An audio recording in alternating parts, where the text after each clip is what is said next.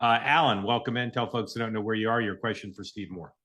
I'm in Tallahassee, Florida, and my question for Steve was, I was talking to actually a businessman from Malaysia, and he sort of explained how the businesses are probably going to eat the tariffs because that's a cost of doing business. They're not going to not come to our market. That's Trump's leverage, and I just wanted to see if you had any thoughts on his theory that he was talking to me about. It's a good question. I don't know if I know the answer to it. A lot of economists have been all over the place on that issue about who bears the burden of a tariff. And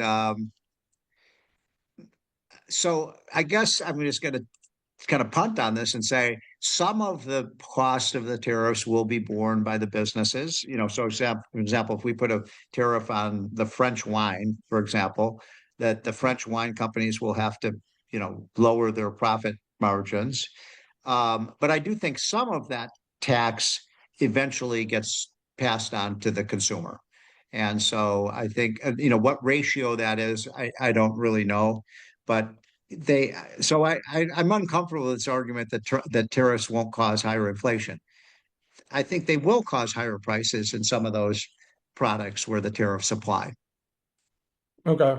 I was just curious because his argument made a lot of sense, and it sort of made me think about like a Sam's Yeah, but Club. remember, sorry to interrupt, but remember, I mean, a company has to make a profit. If they can't make a Yeah. profit, they're out of business. So if the tariff is so high that it just erodes their profit margin, then they're either going to have to raise their prices or they're going to have to go out of business. And so, that's why we have seen a lot of companies that I talk to, that are importing stuff. And, look, we don't just import like wine and things. We import a lot of steel, plastic, copper, auto parts, and so on.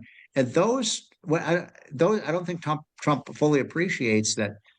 Um, that's when you raise those prices, you're raising the price of like. Oh, let me give you a simple example. I'm totally opposed to steel tariffs. I think those are the protectionist tariffs are the worst kind of tariffs because steel is obviously embedded in everything that, not everything, but most of the things that are produced, especially manufacturing, construction. So if you raise the steel price in the United States, you're going to make building a home more expensive. You're going to make building a car more expensive. You're going to make, and that puts our other companies at disadvantage. That's why, Mark, we found based on a review of the literature that steel tariffs actually lose jobs in manufacturing. Now, that may seem counterintuitive, but yeah, you gain some jobs in the steel industry, but you lose jobs in other industries that use steel because it's more expensive. And that puts our other products at a competitive disadvantage. Alan, thank you.